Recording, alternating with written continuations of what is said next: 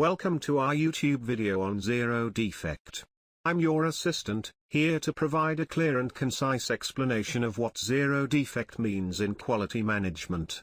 Shortly, what is the definition? Zero Defect is a quality management philosophy that aims for no defects in products or services.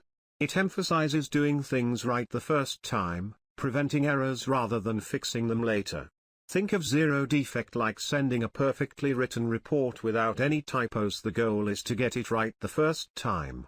So, why is Zero Defect so important? Because it reduces waste, lowers costs, enhances customer satisfaction, and builds a culture of continuous improvement and excellence. Zero Defect helps organizations achieve consistent, high-quality outcomes. Thank you for watching. Get more at www.suppliersplatform.com.